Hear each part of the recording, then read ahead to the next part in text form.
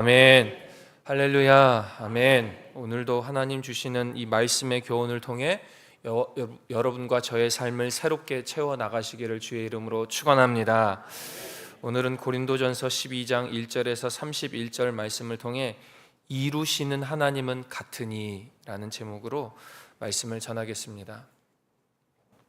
사도행전 18장에 가보면 이 사도 바울이 고린도 지역에 도착해서 복음을 전하는 장면이 이 사도행전 18장에 나옵니다. 이것은 사도 바울의 2차 선교 여정인데 그 시작이 어떠했냐면 사도행전 18장 6절에 복음을 전하니까 그들이 대적하여 비방하거늘 이렇게 나와 있습니다. 역시나 사도 바울이 복음을 전하는 곳곳마다 많은 사람들의 반감이 바글바글했습니다. 사도 바울의 여정답게 쉽지 않았다는 것입니다. 그러나 성령께서 바로 즉시 그 밤중에 만나 주셔서 바울에게 너 두려워하지 말라, 담대히 말해라, 복음 전하던 거 계속 복음 선포해라, 내가 너와 함께 있을 것이다 약속해 주시니까 이 사도 바울이 힘을 얻게 됩니다. 그리고 나서 고린도 교회에 얼마나 있었느냐, 사도행전 18장 11절에 1년 6개월을 머물며 그들 가운데서 하나님의 말씀을 전하노라 이렇게 되어 있습니다. 고린도 교회에 1년 6개월. 바울이 가장 오랫동안 머문 교회는 에베소 교회인데 에베소 교회에 3년 동안 있었고 그 다음에 오랫동안 있었던 곳이 바로 이 고린도 교회 1년 6개월입니다. 이 말의 뜻은 이 바울이 이 고린도 교회를 세우기 위해 1년 6개월 동안 정성껏 목회했다는 겁니다. 1차 선교 여정을 잘 마치고 2차 선교 여정 기간, 2차 선교 여행 기간이 3년인데 그 3년의 절반의 시간을 이 고린도 교회에서 보냈을 정도로 고린도 교회를 정성껏 양육하고 사랑으로 그들을 보살폈습니다. 그리고 나서 이제 3차 선교 여행, 3차 선교 여행 중에 이제 에베소 지역에 가 있을 때에 고린도 교회, 그러니까 그 시기가 고린도 교회가 개척된 지 한 3년 정도 지났을 때입니다. 계속 3자가 나와서 좀 헷갈리는데 3차 선교 여정을 떠나 에베소 교회에서 목회하고 있을 때 고린도 교회, 세운 지 3년 된 고린도 교회에서 많은 문제가 생겼다라는 이 소식을 듣게 된 겁니다.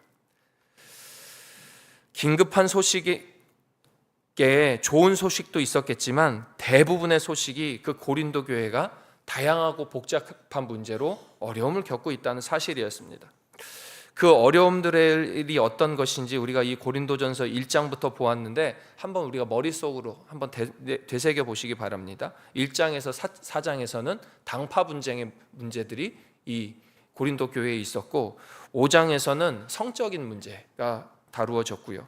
6장에서는 결혼, 이혼에 대한 것, 그리고 8장부터 10장까지는 이 우상에 대한 것, 우상의 재물에 대한 문제가 다뤄졌고 어제 11장에서는 이 교회의 예배가 어떻게 거룩하게 드려져야 하느냐, 이 태도와 또 성만찬이라는 이 디테일한 부분에서 순결하고 정결하게 하나님께 우리의 태도를 어떻게 드려야 되는가에 대해서 이 문제와 심각성을 보고 이 바울의 말씀을 통해 우리가 교훈을 배웠습니다. 중요한 것은 이런 이 앞에 다뤄진 이 문제들이 사람이 있는 곳에는 어디나 생길 수 있는 문제라는 겁니다. 2000년 전에 성령 충만했던 초대교회의 문제일 뿐만이 아니라 사람이 있는 어느 곳에나 생길 수 있는 문제, 이 말은 즉슨 지금 이 시대를 살아가고 있는 우리의 삶, 우리의 현실, 우리의 교회 공동체에도 생겨날 수 있는 문제라는 것입니다. 이 문제 앞에 우리는 나와는 상관없는 일이야, 지저분한 일이라서 나와는 그냥 멀리 떨어져야 되는 일이야, 이렇게 해서 멀리 피하려고 하기보다는 우리 삶에 직면한 문제요, 우리 삶에 대면하고 정면으로 부딪혀 승리해야 될 문제라는 사실을 오늘 고린도 교회 이 말씀을 통해 우리에게 또 알려주고 계신 겁니다. 문제가 닥쳤을 때에 피하지 마시고 이 말씀이 우리에게 주시는 지혜와 지식이 무엇인가, 이 성령 하나님께서 이 문제를 통해, 이 상황을 통해 나에게 주시는 교훈은 무엇인가를 깨달으시고 이 성령이 주시는 때를 따라 완벽하게 우리에게 주시는 그 은혜를 깨닫게 되시기를 먼저 주의 이름으로 축원합니다. 그래서 오늘 이 12장의 문제는 뭘까 이렇게 좀 헷갈리시면 이 숫자 12장 위에 이렇게 제목 제목을 보시면 됩니다. 제 성경책에는 보니까 제목이 성령의 은사 이렇게 되어 있습니다. 예, 맞습니다. 이 12장에는 은사에 대한 문제가 터지기 시작했습니다. 그 전에 오늘 이 은사에 대한 말씀을 다루기 전에 한 가지를 다루고 이 본문으로 들어가려고 하는데요. 이 본문을 우리가 대할 때에 은사라는 거에 집중해서, 그러니까 은사라는 것에만 집중해서 이 본문을 보면 위험합니다. 여러분, 우리가 이 신앙생활 할 때에 은사라는 것에 너무 몰입하려는 경향이 있습니다. 마치 이 은사가 나와 하나님 사이의 무슨 증거고, 이 은사를 받아야지만 나와 하나님 사이에 언약이 성취되는 것 같이 꼭 그것이 증거이다, 이렇게 오해할 때가 있다는 겁니다. 예를 들자면 방언의 은사 많이 사모하시는데 오해하지 마시기 바랍니다. 방언의 은사 주님이 주시는 것이고, 그 방언의 은사를 통해 잘 사용하시면 하나님과 깊은 교제를 나누실 수 있습니다. 그런데 방언의 은사가 나는 없어서 주님과 깊은 교제를 못한다, 이런 생각하지 마시기 바랍니다. 하나님이 이 방언의 은사 나한테 안 주셔서 나를 싫어하시고 나를 원하지 않는다, 이런 생각하실 필요가 없다는 겁니다. 방언의 은사가 없을지라도 다른 은사를 통해 하나님과 더욱더 깊은 교제를 나누시는 방법이 많이 있다는 겁니다. 이 목적이, 이 은사를 주시는 목적이 그 방언 가지고 나와 소통해라도 있지만 그거 갖고 낙심해라가 아니라, 이 방언 자체가 목적이 아니라 주님과의 교제가 목적이라는 것, 이것이 은사의 유무, 은사의 종류보다 그 목적이 무엇인가를 오늘 본문 가운데 우리에게 깨닫게 해주기를 원하고 있는 겁니다. 자, 오늘 본문에 들어가서 주님 주시는 교훈을 깨닫고 은혜를 함께 나누기를 원합니다. 첫째로, 성령 충만할 때 예수를 주라 할 수 있습니다. 성령 충만할 때 예수를 주라 할 수가 있습니다. 본문 12장 1절부터 보시겠습니다. 1절에 형제들아, 신령한 것에 대하여 나는 너희가 알지 못하기를 원하지 아니하노니. 여기서 한 가지 팁인데, 알지 못하기를 원하지 아니하노니 라는 표현을 괜히 복잡스럽게 왜 썼나. 이것은 문학적으로는 이중부정이라는 용법인데, 이 사도 바울이 진지하고 중요한 주제를 다룰 때에 아주 자주 썼던 표현입니다. 그런데 굉장히 정중한 표현입니다.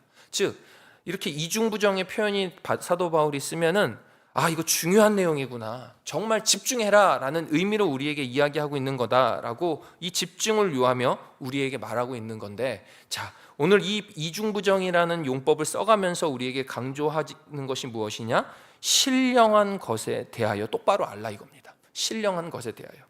이 신령한 것의 헬라어 원어의 뜻을 보면 선물, 그러니까 기프트란 뜻인데, 이것이 은사랑 원어가 같습니다. 그러니까 여기서 얘기하는 신령한 것이 은사라는 건 똑같은 건데, 이 은사에 대해서 똑바로 알아라, 이런 뜻으로 이 문장을 시작하고 있습니다. 그러면서 2절에 어떻게 이야기하느냐? 2절입니다. 너희도 알거니와 너희가 이방인으로 있을 때에는 말 못하는 우상에게로 끄는 그대로 끌려갔다. 우상이 끄는 대로 끌려갔다. 과거에 너희들 예수님 알지 못했을 때에 우상들에게 마음 뺏겨 그냥 그대로 끌려가지 않았느냐? 예수님 몰랐을 때에, 십자가 은혜 네 안에 없었을 때에 우상을 섬겼고 그 우상의 법대로 살았고 너희들 마음대로 나오는 그 육체의 본능대로 살지 않았느냐? 그런데 예수님 믿고 달라진 거 아니냐? 그러면서 3절의 말씀 봅니다. 그러므로 내가 너희에게 알리노니 하나님의 영으로 말하는 자는 누구든지 예수를 저주할 자라 하지 아니하고, 성령으로 아니하고는 누구든지 예수를 주시라 할 수 없느니라. 자, 보시기 바랍니다. 지금 이 사회, 지금 이 말씀이 전해지는 사회가 어떤 사회입니까? 우상이 만연한 다원주의 사회라고 말씀을 드렸습니다. 거기에는 주술 같은 것도 있었고 마술 같은 것도 있었고, 그러니까 우상으로 인한 여러 가지 술수들로 인해 거기에 시선과 마음을 빼앗기는 사람들이 많이 있었다는 겁니다. 그 우상의 주술과 마술의 마음을 빼앗기는 사람들에게는 그 우상의 주술과 마술도 신령한 것이었습니다. 신기한 것이고 그것이 그 사람들에게 목적과 같이 되어버린 겁니다. 예수님을 모르니까, 십자가 은혜가 거기에 없으니까, 하나님의 사랑하심이 거기에 없으니까 거기에 끌려갔다는 겁니다. 그런데 반대로 하나님의 영이 그 안에 있으면, 하나님의 영이 그 안에 있으면 절대 십자가를, 예수를 저주할 수가 없게 되는 거죠. 나를 구원하여 주신 십자가 은혜인데, 나를 구원하여 주셔서 십자가를 지시고 그 사랑을 나에게 확증하여 주신 예수 그리스도인데 그것을 어떻게 부정할 수 있겠느냐 이겁니다. 그래서 이야기하는 겁니다. 13절에 성령을 힘입지 않고서는, 성령으로 아니하고든 누구든지 예수를 주라 할 수 없다라고 단언하고 있는 겁니다. 여러분, 이것을 우리가 잘 알고 있는 단어로 복음이라고 하는 겁니다. 성령이 우리의 마음을, 하나님의 영이 우리의 마음을 주장하지 않고선 예수를 주라 할 수 없다는 것. 성령이 있어야지만 예수를 주라 할 수 있다. 여러분, 이것이 왜 강조하고 이것을 왜 중요시 여기냐? 예수를 주라고 하는 이 믿음, 하나님이 영이 내 안에 거하시면서 예수님이 나의 주인이십니다라는 강력한 믿음 없이는 은사가 아무 쓸모 없다는 겁니다.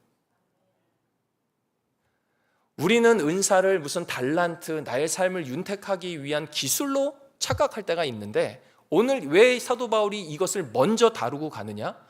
이 하나님의 영이 내 안에 계심으로 예수님, 하나님이 나의 주인이십니다, 예수님이 나의 주인이십니다라는 고백이 없이는 그 은사들이 아무 쓸모없는 것, 우상들이 신령한 것이라고 보는 마술과 주술에 지나치 않는다는 겁니다. 그래서 바울은 이 은사의 종류를 말하기 전에 반드시 중심 잡고 가야 되는 것을 먼저 다루는데, 그것이 3절에 아까 얘기했던 성령으로 아니하거든 누구든지 예수를 주시라 할 수 없느니라 라고 먼저 꽉 잡고 가는 겁니다. 이 은사 전에 예수님이 나의 주인이심을 고백하는 것이 먼저 되어야 되는 사실을 꼭 기억하시기를 바랍니다. 둘째로, 은사는 다양하나 성령은 한 분이시다라는 겁니다. 바울은 은사에 대하여 먼저 품어야 할 마음을 이제 딱 이야기하고 난 후에 4절에서 다음과 같이 이야기합니다. 4절, 5절, 6절 봅니다. 은사는 여러 가지나 성령은 같고 직분은 여러 가지나 주는 같으며 또 사역은 여러 가지나 모든 것을 모든 사람 가운데서 이루시는 하나님은 같으니, 동일한 표현을 반복하고 있습니다. 마치 몸에 여러 가지 지체가 있지만 각 지체 부분마다 하는 일이 다르듯이 하나님이 주신 영적 은사는 다양하다는 것을 이 4절부터 11절까지 이야기하고 있습니다. 여기에 어떤 은사들이 나오는지는 꼭 집에 가서 한번 읽어보시기를 바라고, 이 좋은 거 많습니다. 여기 나오는 이 은사들 좋은 거 많으니까 하나님께 가서 다 달라고 하시기를 주님의 이름으로 축복합니다. 아멘 하시는 분들만. 네. 저는 그래서 오늘 이 말씀을 통해 이 은사에 대한 거 두 가지만 주의점을 좀 이야기를 드리려고 합니다. 그럼 이 은사에 대한 주의점이 뭔가? 하나는 은사는 다양해도 성령은 한 분이라는 것을 꼭 명심하라는 겁니다. 먼저 바울은 이 12장 전체에서 이 성령이라는 단어 앞에 한 성령이라는 것을 9절, 11절, 13절에 3번, 그리고 같은 성령이라는 단어를 4절, 8절, 9절에 3절, 그리고 11절에 가서는 같은 한을 반복적으로 표현하면서 강조하고 있는 겁니다. 같은 한 성령, 은사의 모습과 유무와 종류는 다를지라도 성령은 한 분, 같은 성령 하나님이라는 거냐. 이게 무슨 말이냐면, 은사의 종류는 다른 것 같아도 그 은사의 목적은 하나라는 겁니다. 사람의 배부름이 아니고, 나의 잘됨이 아니고, 나의 기쁨이 아니고 성령께서 우리에게 주신 기프트, 선물이니까 성령의 유익과 그의 뜻대로 사용되는 것이 바로 은사라는 겁니다.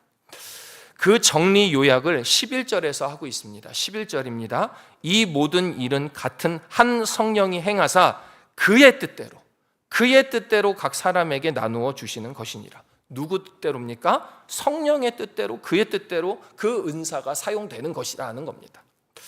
사랑하시는 여러분, 은사는 하나님 나라를 위한 것임을 기억하시고 성령의 뜻대로 사용되기를 원하는 마음을 기도하시기를 바랍니다. 두 번째 주의점은 뭐냐?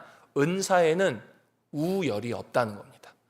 은사에는 이게 좋고 이게 좀 떨어지고, 은사에는 이게 비싸고 이게 싸고가 없다라는 겁니다.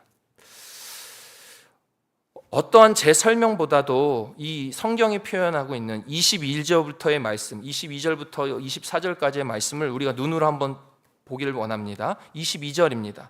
그뿐 아니라 더 약하게 보이는 몸의 지처가 도리어 요긴하고 우리가 몸에 덜 귀히 여기는 그것들을 더욱 귀한 것들로 입혀주며 우리의 아름답지 못한 지체는 더욱 아름다운 것으로 얻느니라.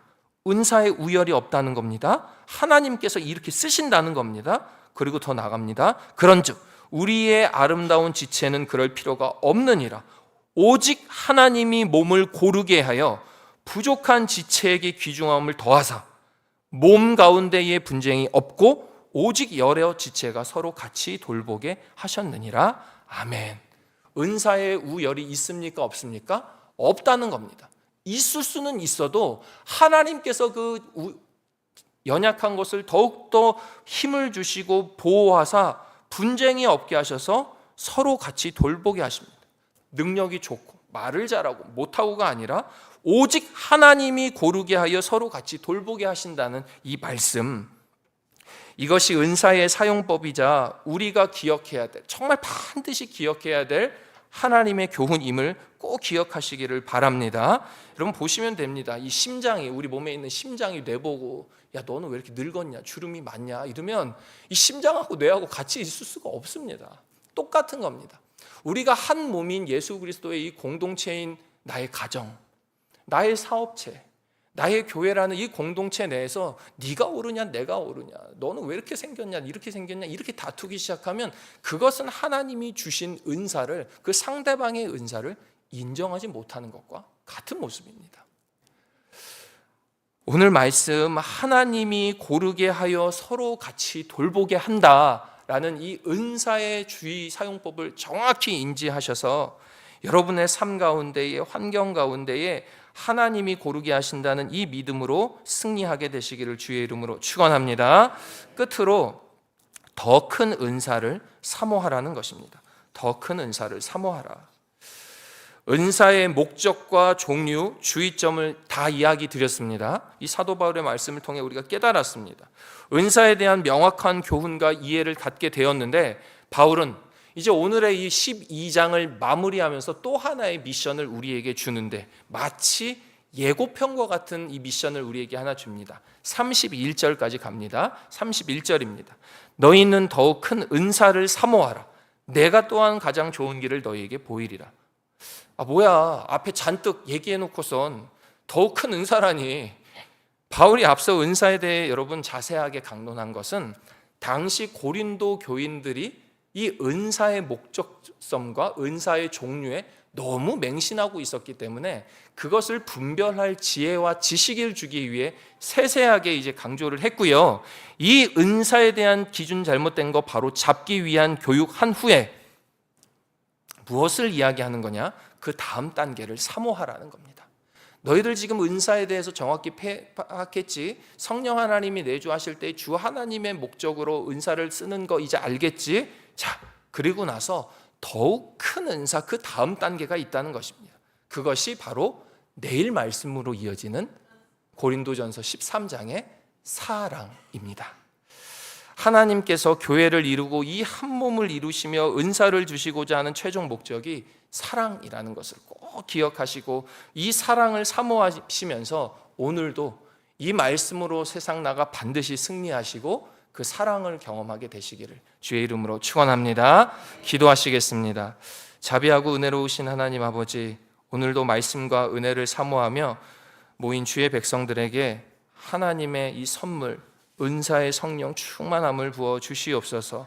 예수님을 주라고 부르게 하여 주시고 그 하나님이 영이 내 삶을 주관하시고 나에게 주신 은사를 주관하여 주셔서 하나님 한 몸 되게 하신 그 하나님의 인도하심을 온전히 순종하는 우리 믿음의 군사들 다 되게 하여 주시옵소서. 하나님, 삶에 너무나도 곤고하고 힘든 일들이 많이 있다 보니까 이 은사를 까먹고 우리 삶 가운데 여러 부분으로 교만했던 모습이 있음을 고백합니다.